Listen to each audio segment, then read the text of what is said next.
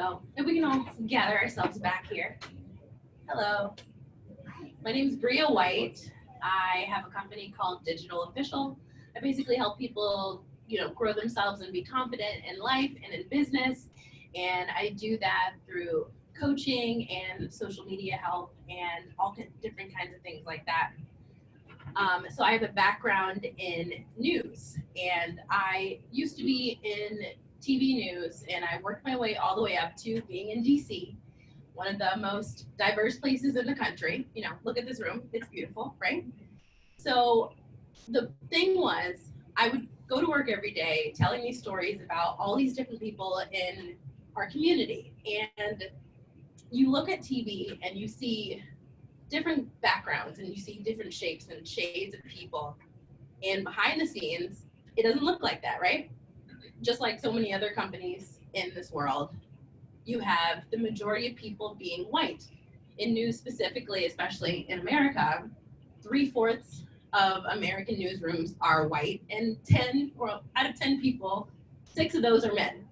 Like, think about your work experience. How many of us have seen that where we've worked, right? You're smiling, yeah.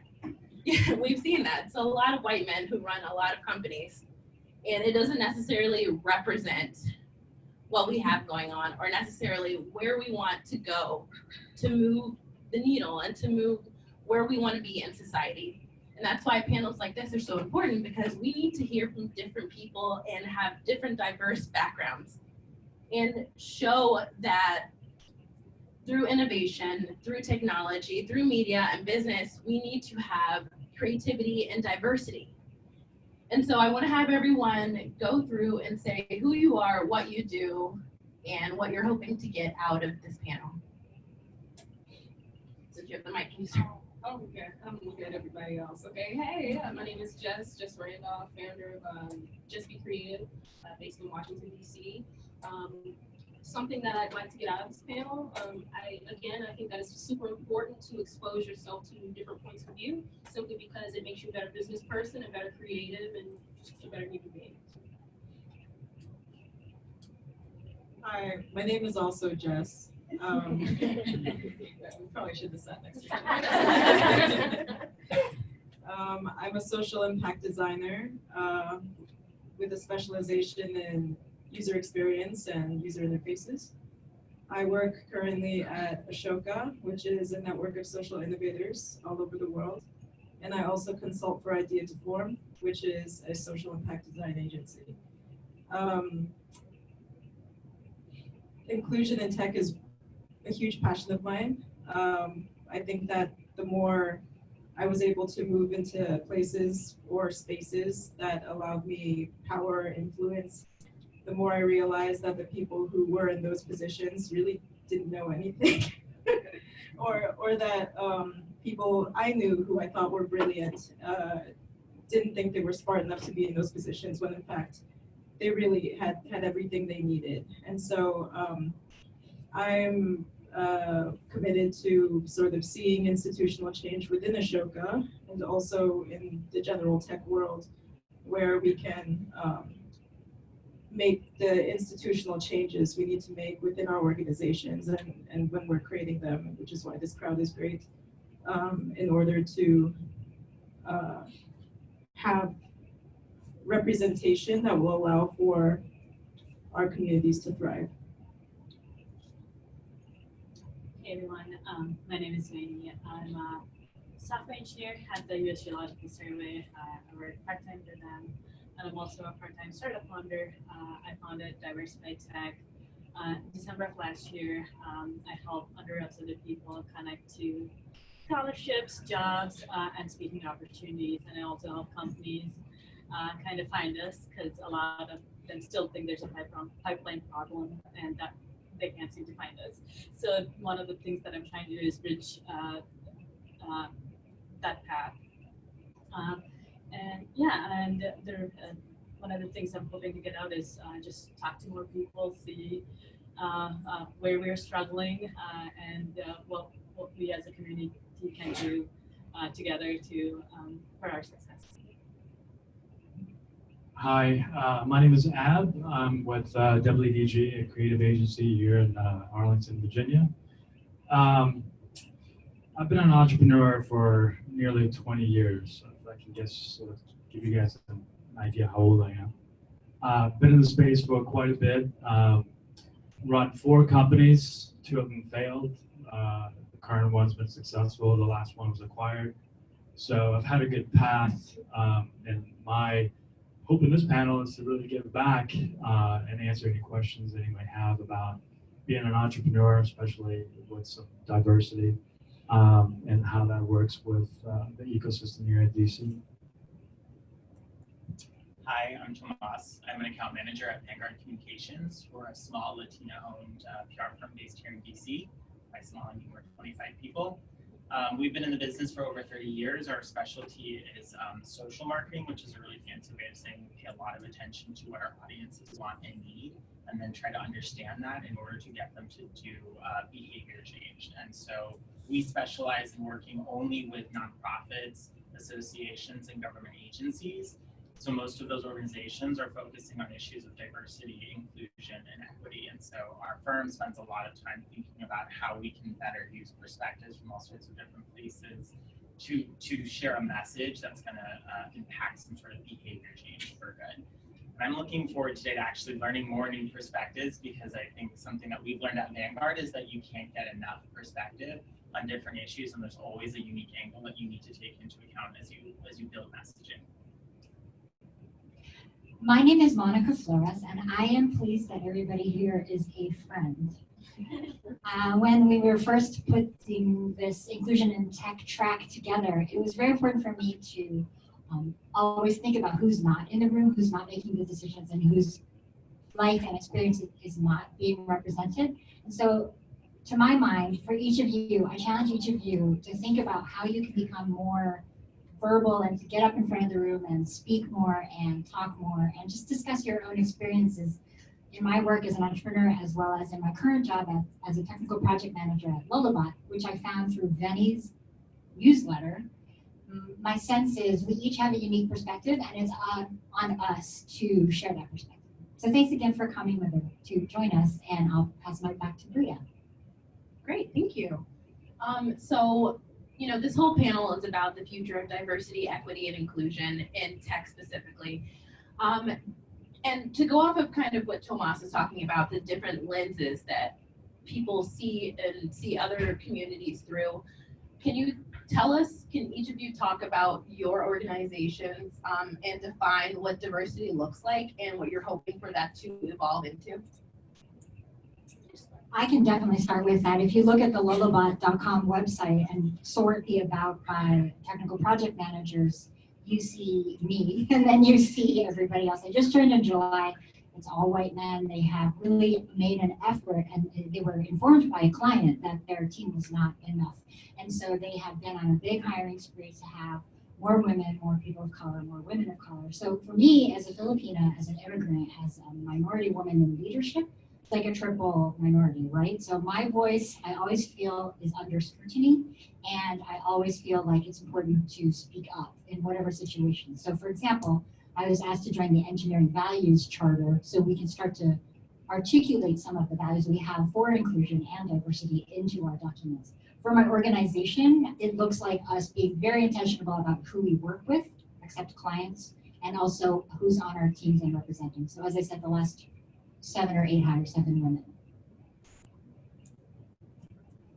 So I actually consider myself pretty lucky to be where I'm at. Our motto is people first. So that's in the clients that we serve and also how we approach our own company. I'm actually only one of 2 guys who works at my company. So it's all women. The whole executive team is women, a lot of women of color. That's been very intentional. Our president really values perspective a lot, and I think she's done a very good job in the last 30 years of making sure that her team reflects that. I think our clients value it because we're always considering other perspectives that people haven't considered, especially a lot of you who work with clients might be familiar with this idea that the client's like, we want this, and then you're like, cool, but your audience is actually not going to connect with that at all, and here's the research why. For my company, I think something that I'd like to see us continue to do is to tap into expanding what diversity is. So I think today we might end up talking a lot about diversity when it comes to color, but a lot of our clients are at the Substance Abuse and Mental Health Services Administration. So diversity is also issues of accessibility, people who may not be able to read because of something, the way that it's printed, issues of being able to just access certain messages. Maybe the words you're using are too big. Maybe your app doesn't work because the broadband that it requires is too much for whoever you're trying to reach. So really tapping into those issues of diversity and equity as well is something that I think I'd like to see my company do, and I think that we're on the right track to do that. I think diversity really helps with a lot of creativity from all different perspectives of life. So I've surrounded myself within our leadership team with two wonderful ladies and another gentleman from Bosnia. So it's been really good, especially with my own background, being originally from Afghanistan, and my parents, gone through that whole refugee thing and so forth. It's been really great to work with a group of people with different paths in life, especially because we work with mission-driven organizations and we provide a tremendous amount of value with our different thinking and so forth. So I think it's been an amazing journey for us to surround ourselves and continue this path. Where we're currently, it's a small team of about 20 people, and I used to be the only woman up until 2 years ago, and I'm the only woman of color. And honestly, for the past 15 years of my career, that's been kind of the case. I've either been the only woman or the only woman of color. And for a long time, I thought that's just how it is until I moved to DC. And it's been really amazing to kind of get to know more women of color, like technical folks, and see kind of like one of the things I've been doing with Diversified Tech is that, once I learned that that's not true, is to kind of amplify our voices, because for the longest time it was just me, and I thought this is what it is. And a lot of folks think that. And I want to make sure that we tell our stories, help the struggles that we're facing, and kind of communicate this to more employers so that they know, the issues that we're facing. I feel lucky to work where I do, but we have a long way to go. Essentially, when I first joined Ashoka, I would say that what's nice is that it's quite international, and the different offices in different countries have a good degree of autonomy. That said, and also I guess I felt like I belonged there when I first joined. I met people like Monica. There was a lot of leadership from people who I thought represented me. What I quickly found is that those were all still lower level staff, and if you looked at the leadership, they were all quite homogenous. And in addition to that, it's really difficult to move up to a level of leadership at Ashoka.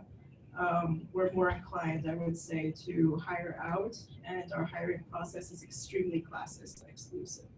The reason being, and I'm glad Tomás mentioned messaging, I would say that like many organizations, especially mission-driven ones, there's a kind of institutional language that we like to use that is actually, and if people don't speak it while they're being interviewed, we'll think that they're not entrepreneurial enough. I'm using actual words that people use at Ashoka, to exclude people who might not have gone to Yale or worked at a certain level at certain companies to be able to impress certain people. So I've experienced that again and again at Ashoka. I'm part of a quite large, but unfortunately not as powerful as we'd like to be, coalition of people who'd like to see that be changed. Yes. So my company's tiny. Right now there are about 5 folks who are part of Just Be Creative, and all of them are my friends, and they all volunteered because they wanted to help, which was dope. So when my company first opened, all of our clients were Black. But right now, I have a client who's Jewish. I have another client, the National Sikh Campaign. It's an Indian community, and it's reminded me that I have to go the extra mile now to continue to diversify my point of view, to learn more about different cultures. Because yes, I'm a woman of color, I'm a Black woman, but there are so many other interesting experiences and points of view that are all equally valid. So as I continue to create original content for these people, as I continue to look at market trends for them, it like makes my heart feel really full, because my goal is to make sure that my staff looks like America, right? And America looks like this room. So that's where we're headed. I love that. So I do have a follow-up question. It kind of fits with both the Jesses. Can we talk about how, in terms of hiring, in terms of promotions, and in terms of resources, how do communities expand and not have the situations like you were talking about during the hiring process? How do companies evolve into having more equitability in hiring and promotions?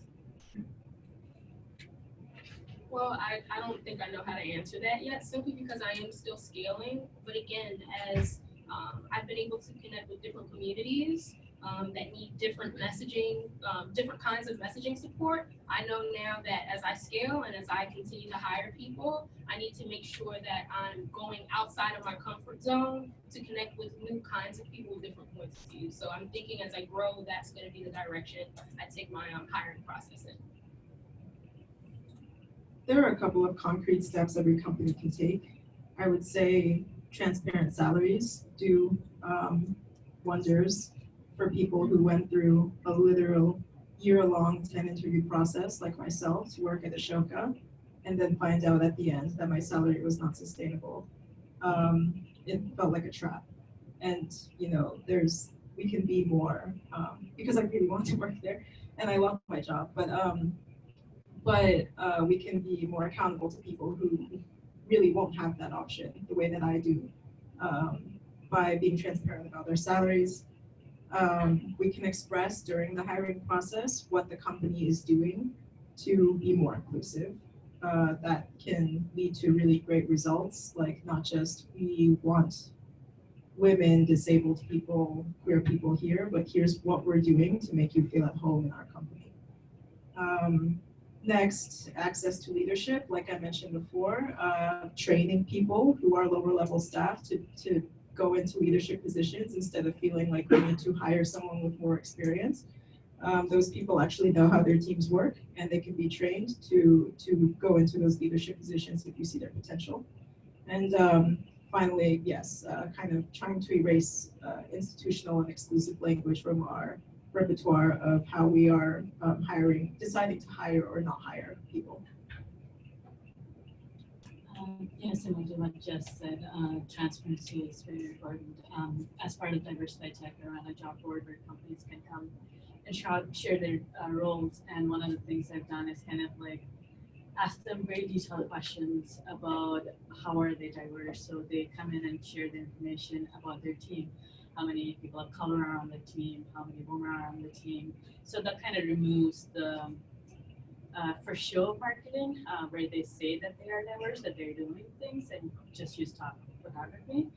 But they come in and tell you more details about what their team actually looks like, and ask them to share their salary. And when they share salary, the number of people applying increases by a lot. And then they also come in and tell candidates. So I've sort of made it kind of like how candidates are always asked to write a cover letter. Why should we hire you? I'm kind of reversing that and saying, why should we work for you? What is so special about you? How are you diverse?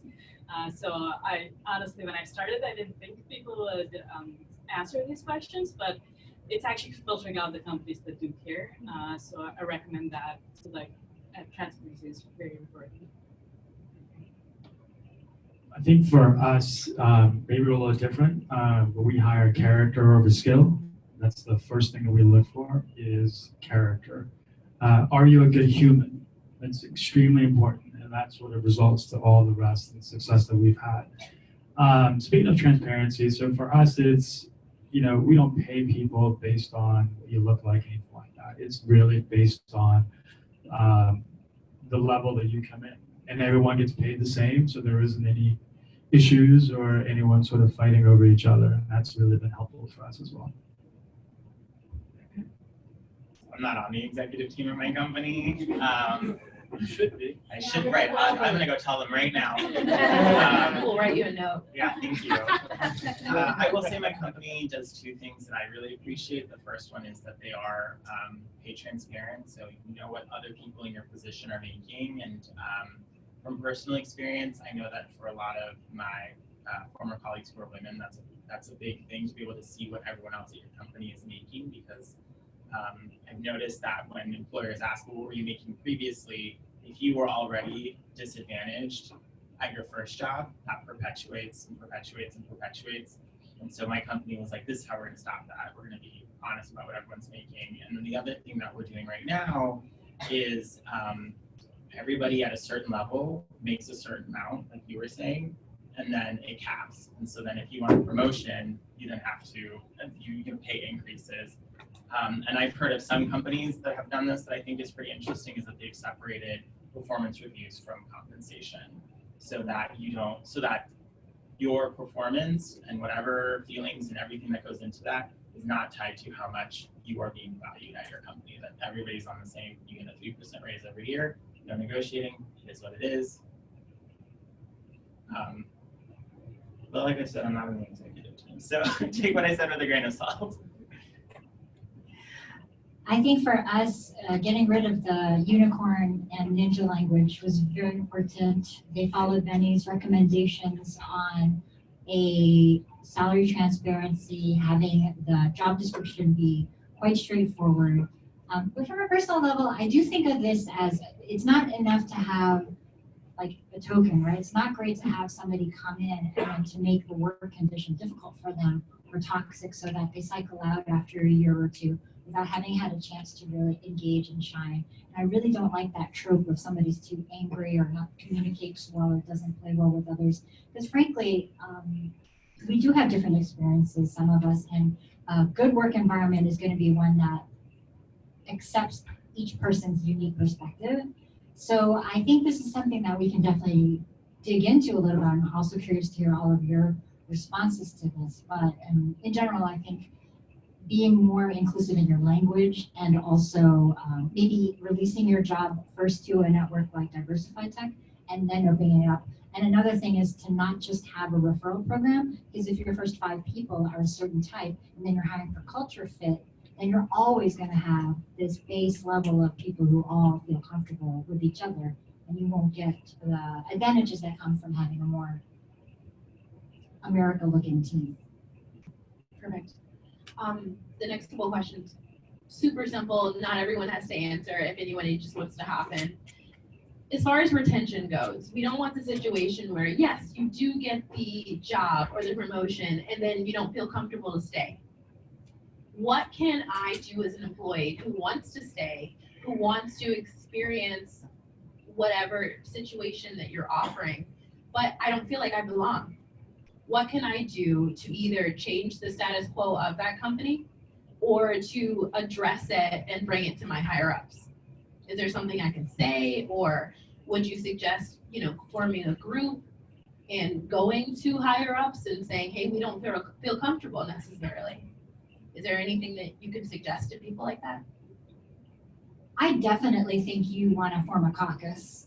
If you have enough people in your organization, yes, the Black Caucus is in the house. Like, we have opinions. We do think that your hiring needs addressing, or we do think that your advertising and marketing needs addressing. So whenever possible, group with other people who are, it's the 21st century. We all have opinions. We can start to bring those and elevate those. And I do think that in some situations, leadership is not even aware that there's a problem. So is this an issue for some of you? People are making decisions, but they don't even realize that they're excluding whole swaths of the population because nobody has, in terms of advertising, gained that perspective. So I would say definitely group up with other people in your organization, come up with a plan, think about what would make your work condition better and start to advocate for yourself. Now that said, I know a lot of us are afraid for our jobs, are afraid for being beaten down if we speak up. That's why I'm leaning on all of you to start to connect, and we can start to share stories, share transparent salaries, and start to brainstorm a better place for all of us. I didn't realize, sorry.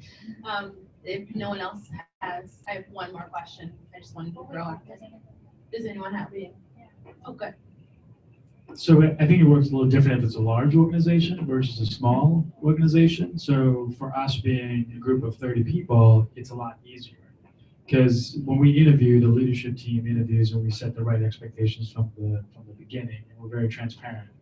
You know, we have that whole open door policy, and we set that expectation from the beginning, so everyone feels comfortable. If there ever is an issue that they can come to one of us for, or whoever the manager is, and then we have a process that we go through. And what really also helps is that we also have an HR person. So a lot of people feel very comfortable having those types of conversations with an HR person, and then that individual then moves this whole process through that communication line. So I think it really depends. I think it's a much harder conversation to have with larger organizations. But same thing with smaller organizations, because then you really can be spotted out. But with us at least, we have a process where the expectations are set from the beginning, and then having an HR person really, really helps, because people feel very comfortable with that individual because that's their job. So for anyone who is running a company, is there a small checklist that you can say, I'm hitting these points and therefore I know I'm being inclusive? Because I'm sure there's people who look at their company and say, yeah, we have Deborah. We have whoever. And so to me, that's diverse. Yeah. Through my lens, that's diverse. Is there something that I can say to myself, okay, maybe I'm not being inclusive, maybe I'm not being equal because I'm not hitting these basic points? Since I have the mic, I would say that it's very dangerous as a founder to go, I did it, I reached diversity. Yeah. Because I think that intrinsically is already making you prejudiced against new perspectives, right? So I think that always be open-minded to the fact that you probably don't know everything, you probably haven't considered everything, and that there will be someone who will come along who might say something, or an opportunity when you're going to learn something new. So I would be very careful to just like, hey, we did it, we got Deborah, we're good. I would say for our executive team, it looks like one of the things that they do to make sure that people are feeling diverse is they ask us questions. They ask us hard questions. They talk to us. They say, hey, how are you feeling around this issue? Or how do you feel about that meeting? Did you feel left out? Did you feel like you couldn't speak up? Like they check in with us a lot. And I think that's a barometer that you can use to kind of see how your team is doing. But yeah, just be careful not to say you did it. Yeah. Don't ever have a checklist. So I'm a single founder, so I run Diversify Tech by myself, and obviously I cannot have all of the perspectives, just come from me. So I always make sure to ask people around me. I always make sure to ask my users who are representing people in tech. So before I do anything, for example, I recently wrote a blog post on how do you hire diverse candidates. I do not have all of the perspectives needed to write a full inclusive blog post on that. So I asked folks, hey, what do you all think? And I basically took all of their viewpoints, and I learned a lot from it myself, because as somebody who is disabled, for example, I have no idea how that would feel like, what the interview process should be like.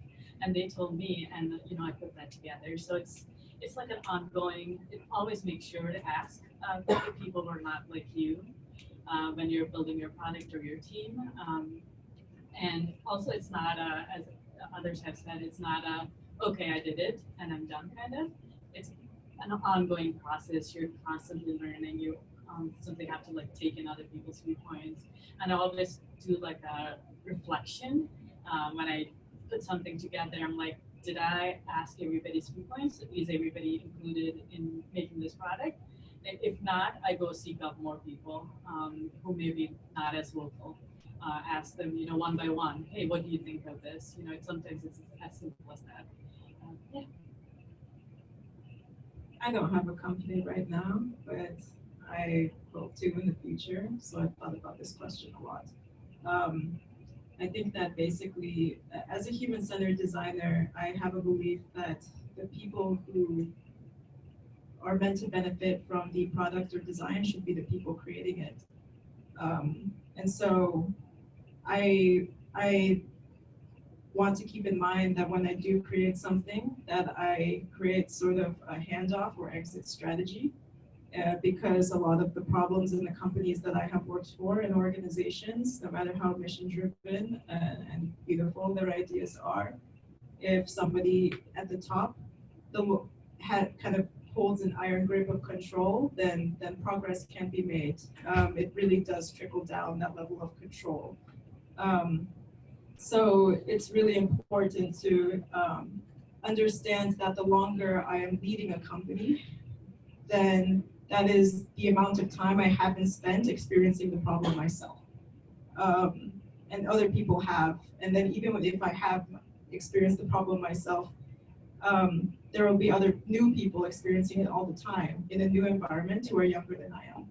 And so, you know, as other people have said, it's very important to always listen, always learn, have learning be a lifelong thing. Right now, for example, I'm an able-bodied person, and I'm trying to learn and read more about the intersection of ability and all of the other identities. So yes, lifelong learning will be. I actually do have some concrete things for this. So I've always thought about it if you can design for people who are the most vulnerable. So like just as a checklist, do you have a nursing room or lactation room in your company that can be locked or booked? It can also double as a prayer room. Do you have events that are not focused around alcohol? Because not everybody can go to cocktail hour. And especially if you're kind of networking or your ability to rise in the company is based on that, it's like shaky because I don't drink, so how would I be able to go to a cocktail hour? If you have healthcare offered, make sure to be transparent about who are the types of people that can be covered, things like trans or mental health care, maternity leave, flex time are very important, even down to the snacks you have in your kitchen to have a variety, vegan, vegetarian, gluten-free. The space that you have, is it able to be converted so that the needs of the people who are in it can, be handled? Like what if, for example, at the wing, it didn't have a ADA accessible entrance. So for a good part of the last 2 years, the main area has been cut off. So now they put in a ramp, they put in a bright material. So those are the types of things that I think people can start to think about when they're looking around and making sure that their workplace is more inclusive. Fantastic. Thank you, everyone. I want to open the floor. Does anyone have any questions? Or responses to. Responses. I feel like.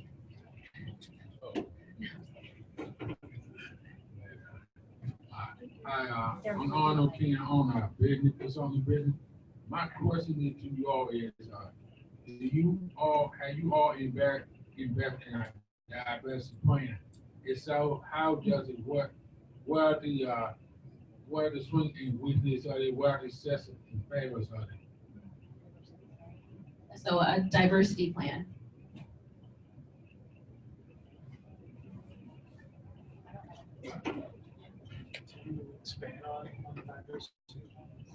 Can you expand on what you mean about?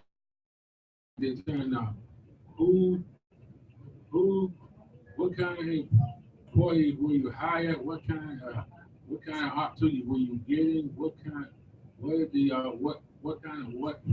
price they're gonna have and so forth.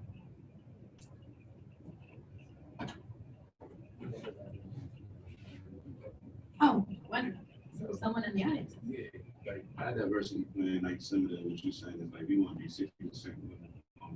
It's not them, but I'm saying like it's kind of like our diversity plan is like with 60% women owned and operated company, you know, equity is a company owned, you know. So I'm thinking like our company and being African American, this would kind of like, there's 0.1% women in tech startups.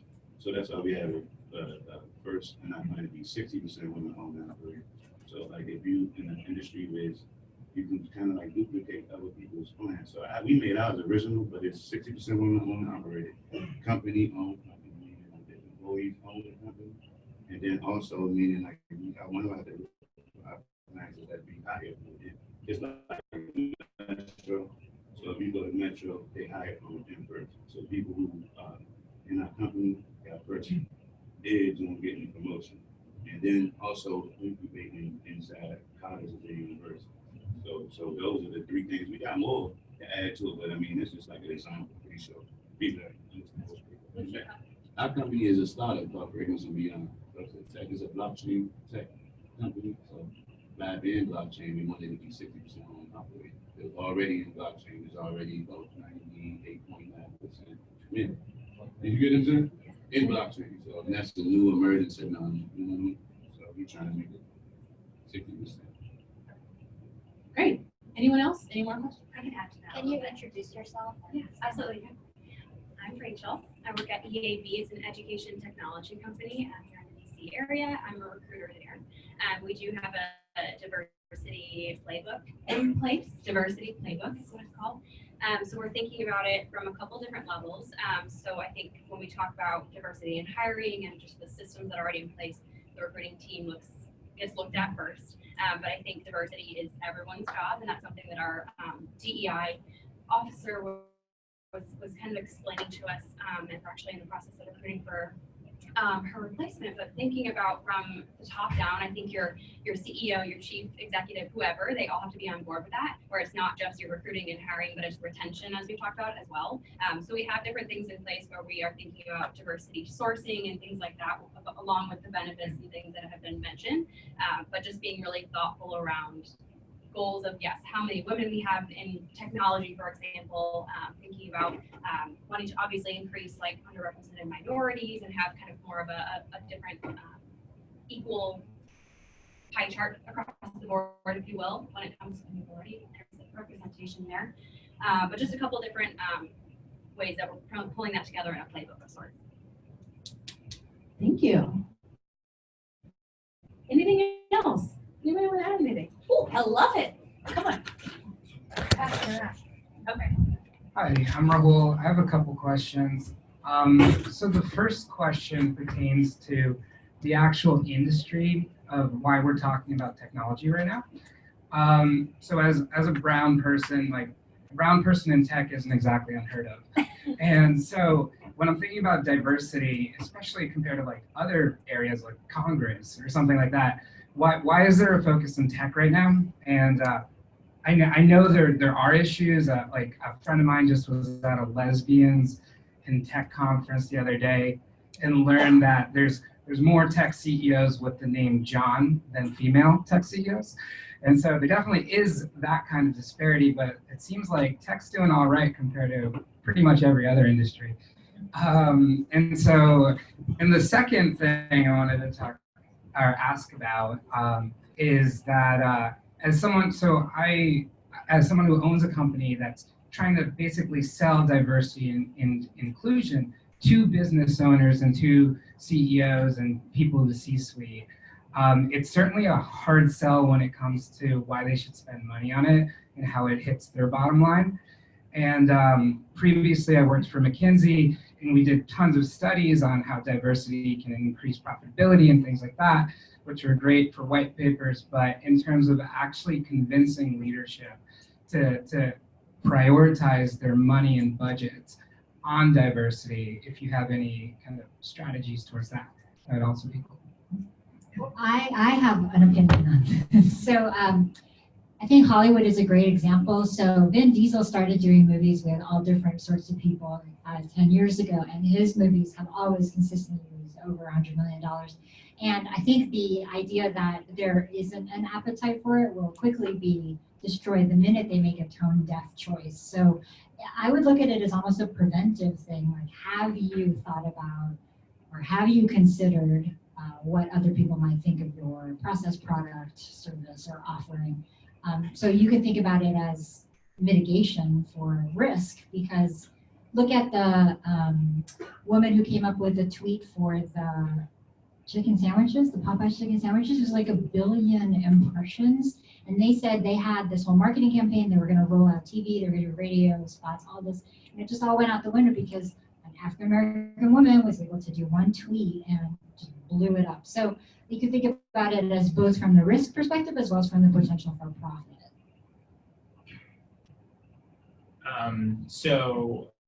And this is kind of something that it ties into the ad that you showed earlier, Jess, about Ancestry.com, which is something that we spend a lot of time doing at Vanguard. Is what is your, so it sounds like you're going into a lot of C-suites and talking to them about what you're doing and they're not buying into it. So have you just been like straight up, like, what is it? What are you not connecting is, what is your concern? Because one of the things that we have found is that audience research, just like for entrepreneurs, it's customer discovery, is like really critical in understanding how you should be changing your approach. And so maybe if you're in there, you might as well ask, so what, like, why are you not, what's going on? And you might learn that there are things that they're worried about or things that they're thinking about that it had never occurred to you that was something you could try to tap into or tie to your message around diversity. I mean, I think like the ad that you showed, for instance, who was the audience for that Ancestry ad, right? Like, who were they trying to right? Obviously it was white people, right? Because that's like whitewashing a whole experience of a whole bunch of people, or at least I would assume, right? Because maybe they didn't do audience research and that's why it failed. But I think doing that research is really critical to maybe understanding why, when you're going in there to talk to them, it's not engaging. Yeah. Remember that not everyone is going to be your customer, and you're going to have people who are going to sit in your face and say, oh yeah, diversity, I like the sound of that, let's do that, right? But when it's time for the buy-in, it's, it doesn't fit in their budget, right? And I think that might be what you're kind of bumping into. And I know sometimes I do a cultural competency audit for companies and for small brands, right? And there are people that are going to come out into this world and say that diversity is important to them, but it's actually not in their lying to your face, right? And I think that that's why diversity is still a conversation that we're all having. The importance of diversity is a conversation that we're all having still, simply because people don't always mean it. So I want you to stay encouraged and remember that you're going to find those customers who want to invest in diversity because it matters to them, because they want to introduce their products or services to everyone. They want to figure out new points of entry, to widen this community that supports them. But not everybody means it, So that's what I want to say to you. I want to speak to why it's important in tech right now. So many reasons. I guess I've heard lots of personal stories, accounts of women being met with literal violence when they are trying to speak up in their, men-dominated workspaces in tech, in startups. I had a friend who was gaslighted out of Duolingo, which is an app that a lot of people I know love. It's just there's what we experience outside, and then there's what's actually happening. And it's not unusual for people to get rape threats. Like I'm talking also gaming and stuff like that. Yeah, it's dangerous sometimes even to enter these workspaces. That can't be continuing to happen. Another reason is that tech is very lucrative right now. If I'm being honest, there are so many roles in tech that I think a lot of different people could do. I guess as long as you're emotionally intelligent, empathetic, and you're a good team, you're good at working in teams, you can be a great PM. You can be a great product owner. And a lot of people don't know that. They think they have to be good at math and science. They lied to me, they lied to you. I didn't think I was smart enough to go into tech for a long time. But here I am, and I'm just like, y'all suck. like I have so many friends and connections, people who really don't believe they deserve to be there, and I'm like, dude, like, there are so many incompetent people I've had to deal with, and they think that they're the shit. And it's just like frustrating that we are not getting access to that money. We're not getting access to those resources, and in this like area that has so much potential. And the last thing I'll say is that code controls our lives. Like it really drives everything we do every single day, as long as you're interacting with technology. And less than 1% of people in the world know how to write it.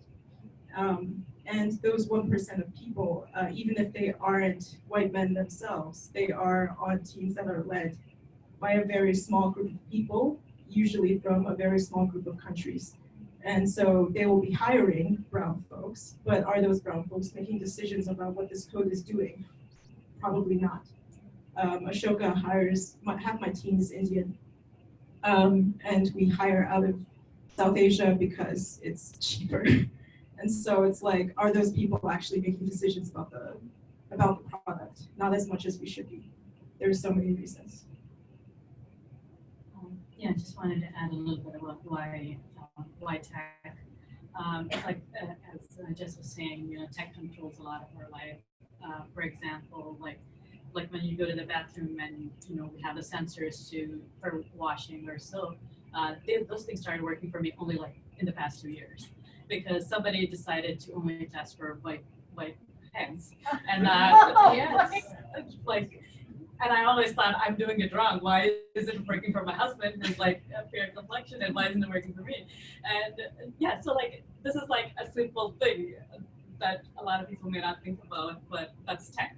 Somebody wrote an algorithm for the sensors that was not detecting people who are more dark, who have darker skin.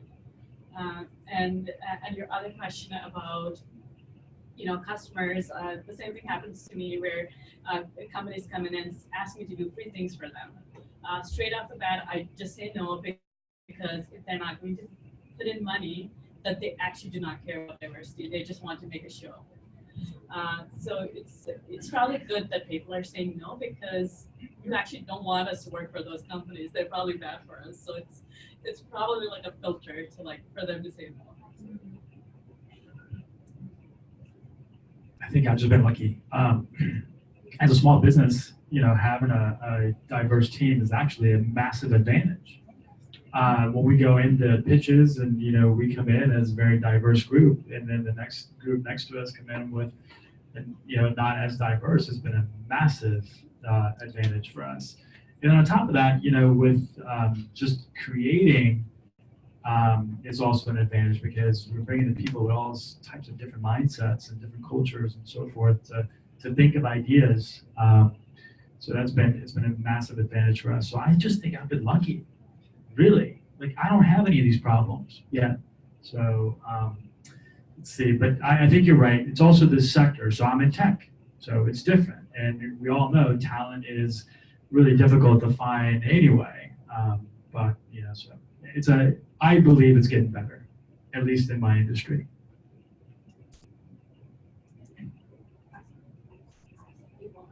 Oh, I just wanted to talk about that. I do think that if you follow Arlen Hamilton, I highly recommend you look at her. She's the founder of Backstage Capital. Arlen Hamilton, she was living in her car and homeless. She's queer, she's African American, she's a Black lady out in Mountain View. And she started making phone calls, and now she runs a $100 million fund, and she's investing and raising money for a second one. But she is here to represent for the people who currently aren't being funded. So it'll be companies who are using tech like Hijab Supply. Who knew there was a need, who knew there was a reason, who knew there was a supply and a market and a demand for that. So that's the type of thing where there's so many pockets of innovation and opportunity, and tech is a real good way to leverage that. So I think we are kind of ripe for that opportunity right now. And because anyone can code, it is a way for us to start to build the products and services that matter to our communities. I don't need another wash service or like mommy as a service. I need phone calls into the prison so that I can talk to people. I need lots of other types of technology that maybe somebody in a room is not able to think about because that isn't impacting their lives. So once we get those people in the room, they will be able to come up with ideas. We will be able to start seeing products and services that make a difference for our communities. Wonderful. So it sounds like, to sum it up, it's not just about prevention. It's not just about making sure we cross all our T's and dot our I's. It's also about the future and making sure that we're not missing anything because people weren't in the room. I hope that helps.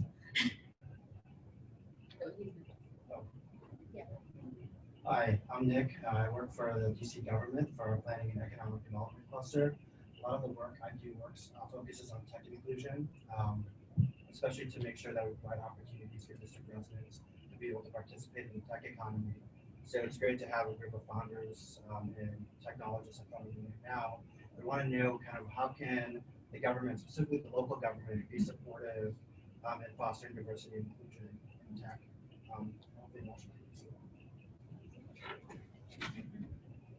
So as a person who is basically bootstrapping a small agency in the city, just make sure that there are grant opportunities available for people. I know for myself as an African-American woman, you know, I paid for my student, you know, for my college student loans. You know, there are a lot of economic barriers just coming out the gate that I have to deal with in order to make sure that my business continues to grow.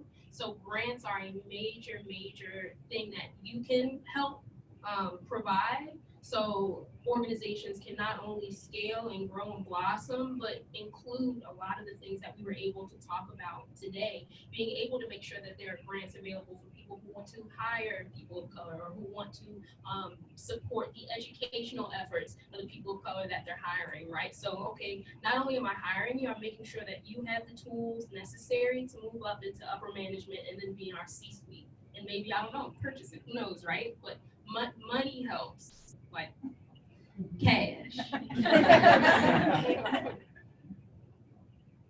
But you don't have to pay back. I agree with Jess that grants help a lot. One of the things that I've been seeing is grants from the government have very specific requirements, like they have to, the product that you're building has to be for women entrepreneurs.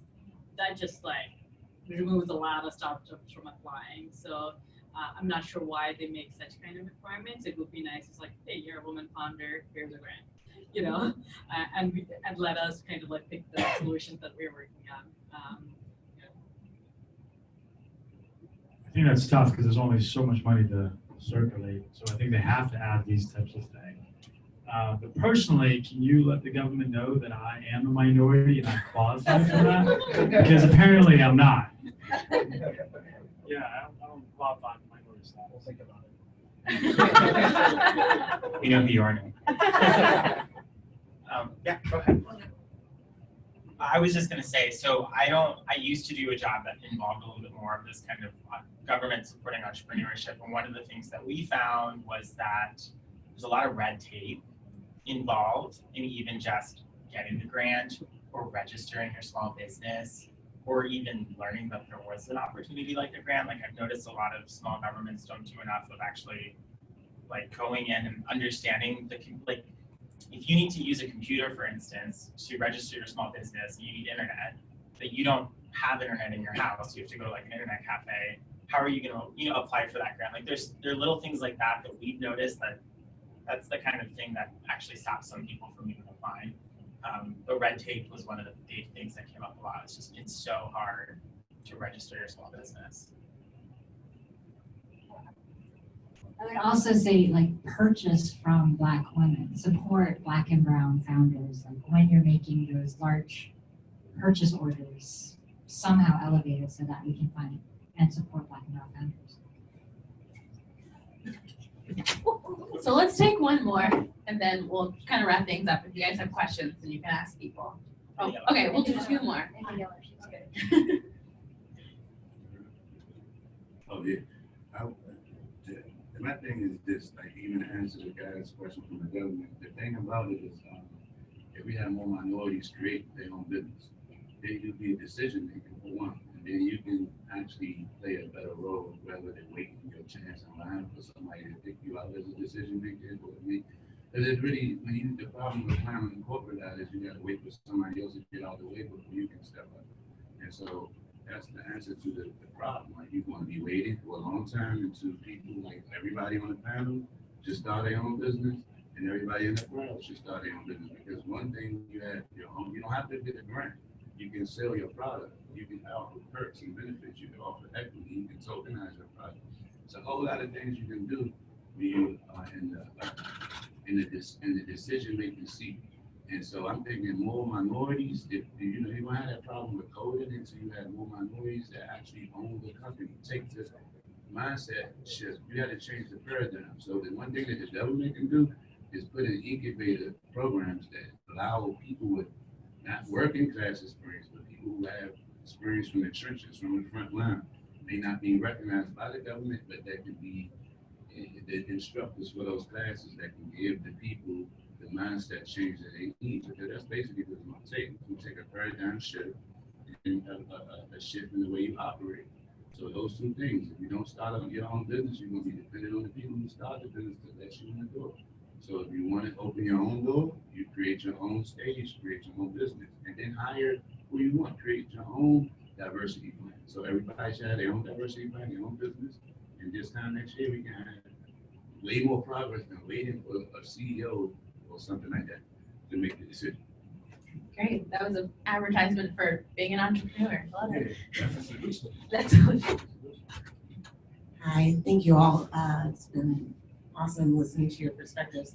Benji Bayan, I'm from the National Institutes of Health, and I work in a new office, the Small Business Educational and Entrepreneurial Development Office. And we are basically over all the SBIR and STTR grants coming out of NIH.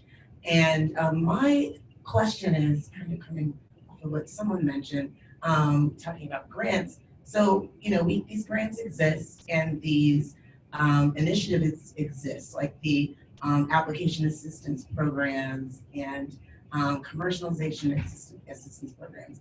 These programs that have been implemented to help not minority, but socially and economically disadvantaged groups. So that's probably why if you don't count as a minority, it's because there's different language that people have to fit into, but to actually help them get this money. And so my question is, you know, it's not a pipeline problem because life scientists exist that want to invent and come up with solutions to these problems. They're not necessarily applying, or if they apply and they're not granted, they do not apply again, versus your white male counterparts will apply, they don't get the grant, they apply again and again until they get it. So just what are some of the things you would like to see as far as assistance? I liked your point about not having internet access, but what are some of the other things you would like to see as far as getting, especially life science tech, because there is a diversity in life science tech, and trying to get people to apply using some of these programs?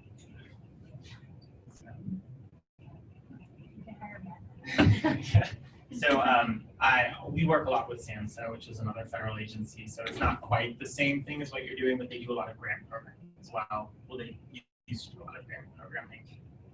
Things have changed in the last 3 years. So I guess I have a question for you. When you have someone apply and they don't get the grant, do you do any follow-up with them? Okay. So is there like specific messaging that's like, hey, I know you didn't get it this year, but you should apply again next year? But I think something that is encountered is that barrier, that overall bias that exists overall. In that even to get some groups of people to apply, they would have had to feel like they belonged in the first place, right? So you've already had to get, you know, likely your PhD in a biomedical science. That's a hurdle. Then you've formed some kind of startup or business with other people who maybe look like you.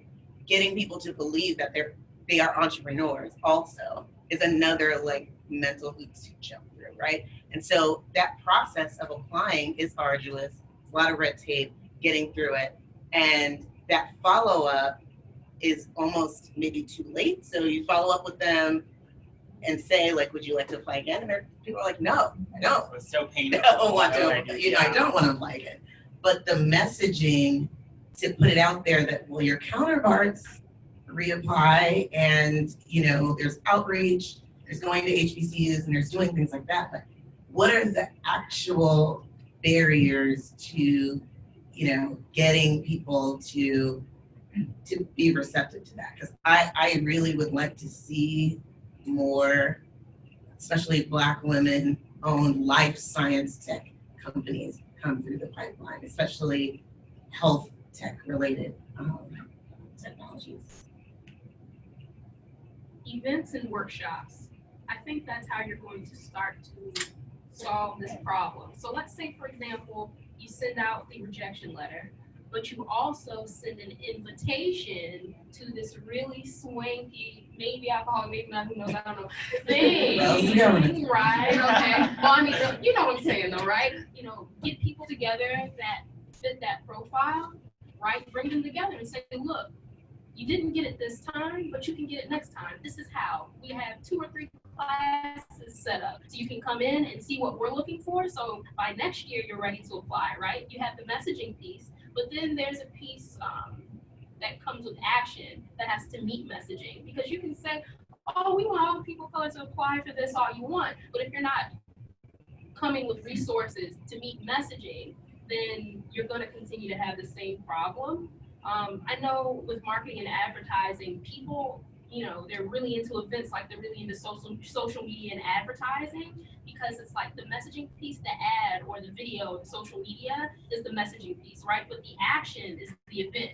It's the in-person experience. So I would encourage you to think about different ways to have events or workshops centered around this application process, so people have a relationship with you, because that's really what messaging, social media, events, that's what it's all about. We're creating relationships with people, and we're telling stories because we want to connect with them, right? So I think a nice point of entry to curb this would be events and workshops for the people that need help. Be like, I'm talking to you, you know? And I think that's the way you do that.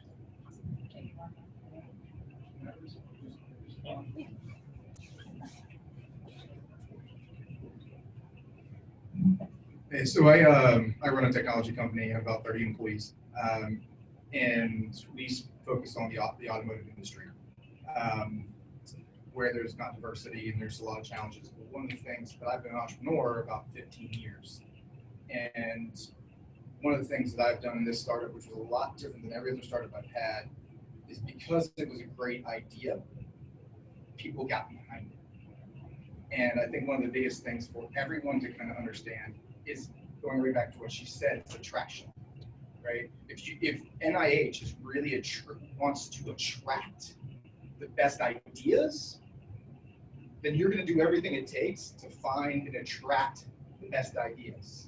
If your goal is just to hit a number, that's all you're going to do, is you're going to hit a number.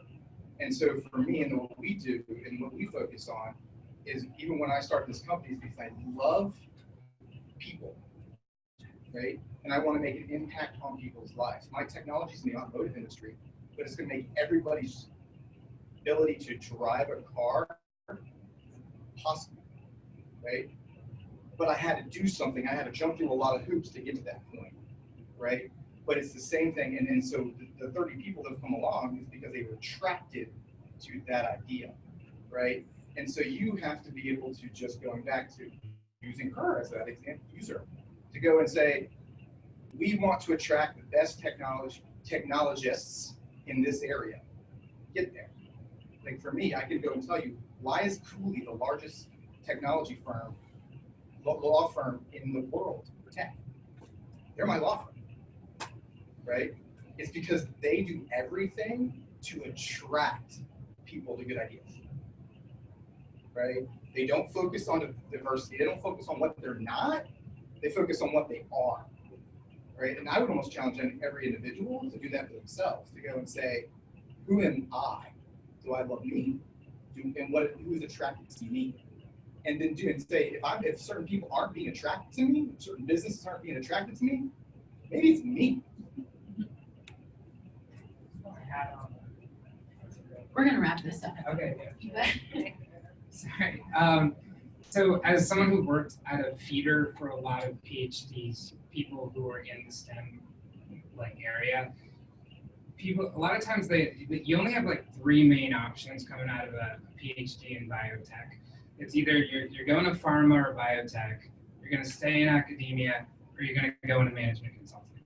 And like that was everyone's I worked with, and I worked with a lot of them because I was doing healthcare.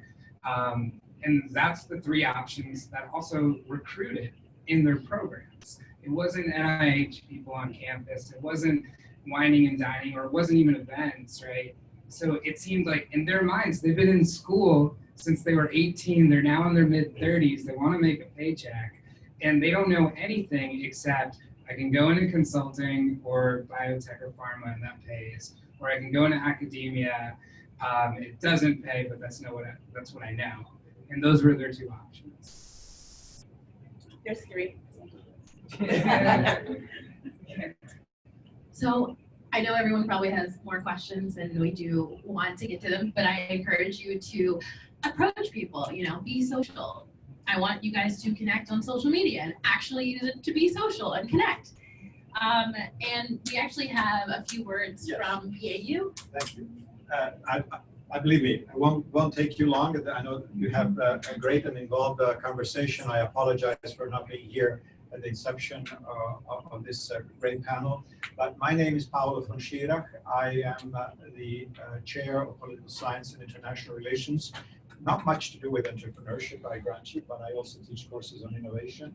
And also the president of the Global Policy Institute, a think tank associated with the university. I just wanted to say thanks to all of you, thanks to the organizer, thanks to the panelists, and thanks